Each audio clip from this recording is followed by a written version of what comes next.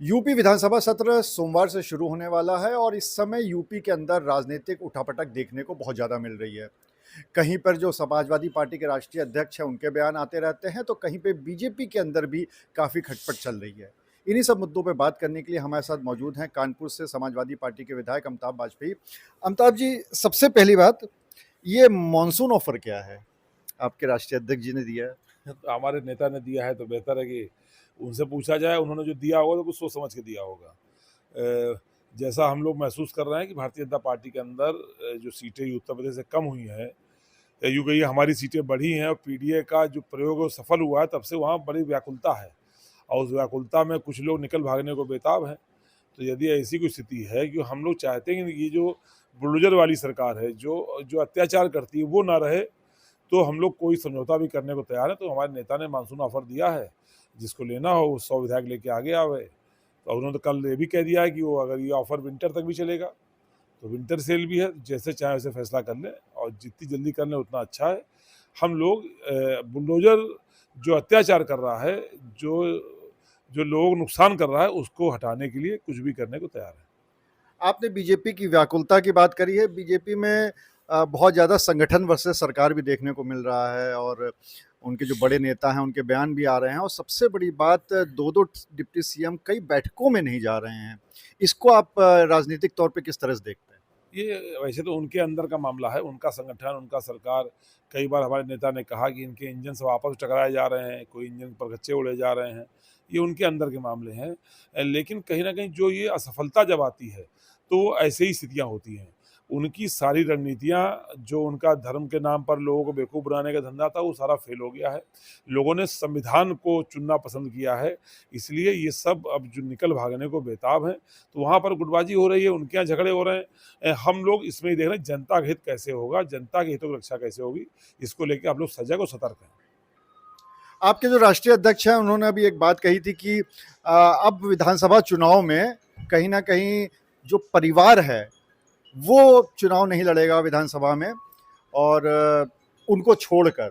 तो अब क्या लगता है कि एक तरह से माना जाए कि अब पार्लियामेंट चलेगी यादव परिवार की तरफ से और परिवार जो है वो विधानसभा में नहीं आएगा? हमारी तो पार्टी पर जो आरोप है, वही हमारी ताकत है। हमारी पूरी पार्टी ही एक परिवार है और परिवार वो होता है जो एक दूसरे के दुख तकलीफ में साथ खड़ा होता है, सुख के पल होते हैं तो मिलजुल के मनाता है। हमारी पूरी पार्टी ही परिवार है। हम लोगों ने सारे चुनाव परिवार नहीं लड़े हैं, हम लोग आगे भी सारे चुनाव हमारा परिवार ही लड़ेगा। अब तो पीडीए परिवार बड़ा परिवार हो गया है, तो अब जो भी चुनाव होंगे हमारा पीडीए परिवार ही चुनाव लड़ेगा। अगर परिवार की बात करें, समाजवादी पार्टी के परिवार की, तो आपके राष्ट्रीय अध्यक्ष जी ने कहा है कि जो लोग छोड़ के गए थे, अब उनकी वापसी नहीं है। तो विधानसभा सत्र आ रहा है, ऐसे में कुछ बड़े नाम हैं, मनोज पांडे हो गए या और भी विधायक जो छोड़ के गए थे। तो क्या लगता है कि किधर बैठने वाले हैं वो? वहाँ पे सीटों का डिस्ट्रीब्यूशन होता है ना विधानसभा में, कहाँ बैठेंगे?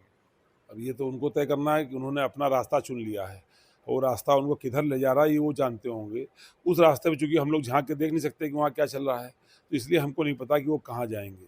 उन्होंने अपना रास्ता चुन लिया है, उस रास्ते पर आगे उनको जो मिलेगा वो करेंगे। हम लोग अपनी तरफ, हम लोग अपने रास्ते पर क्लियर हैं और हम लोग अपना स्टैंड ले रहे हैं। लेकिन आपसे मेरी आपत्ति है कि ऐसे लोगों को बड़ा नाम मत कहिए।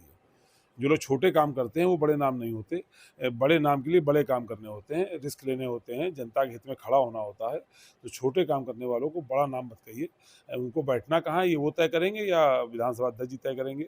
लेकिन कम से कम समाजवादी पार्टी में वैसे लोग एंट्री नहीं होगी, राष्ट्रीय अध्यक्ष जी ने कहा है। और इसका असर ये आया है कि हमारे कार्यकर्ताओं का मनोबल बहुत बढ़ा है।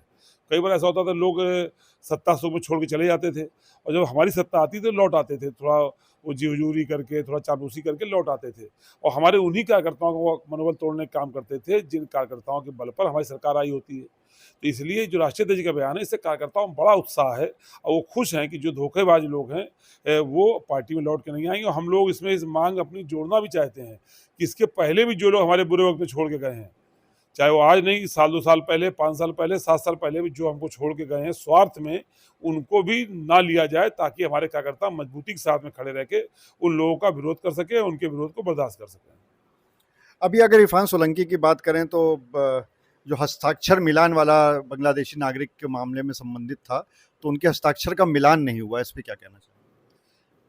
आरोप सारे झूठे थे, वो कल भी झूठे थे और आज भी झूठे हैं और झूठ के पाँव नहीं होते। तो ये सब ख़त्म होना ही होना है, समय चाहे जो लगे। तो ये एक बड़ी उपलब्धि है, जो सब लोग कहते थे, हम सब लोग कहते थे, वो बात सही साबित हुई है। अब सरकार उसको इधर से उधर घुमा रही, इस लैब से उस लैब घुमा रही है, वो घुमाती रहे, लेकिन जो सच है वो सच रहेगा। किसी भी मुकदमे में कोई भी ठोस सबूत नहीं है, खाली उत्पीड़न किया गया है। लोग भी जान रहे उत्पीड़न किया गया है। तो इसका जवाब एक तो ईश्वर की अदालत में होगा ही, उन्होंने भी कई बार, इरफान भाई ने कई बार कहा कि ऊपर की अदालत में हमारा न्याय होगा, तो होगा ही होगा, और जनता की अदालत में भी इसका न्याय होगा, और हम लोग बाइज्जत बरी होकर के कोर्ट से भी निकलेंगे और जनता के बीच में भी पूरे सम्मान के साथ में हम लोग दोबारा जाएँगे। तो आप थे अमिताभ वाजपेयी, जिनका ये कहना था कि बीजेपी के अंदर तो व्याकुलता मची हुई है, और दूसरी बात उन्होंने अपने ही राष्ट्रीय अध्यक्ष से ये मांग करते हुए कहा है कि जो बुरे वक्त में हमारा साथ छोड़ के चले गए थे, अब उनको पार्टी में वापस ना लिया जाए। अनुराग अग्रवाल, टीवी 9, कानपुर।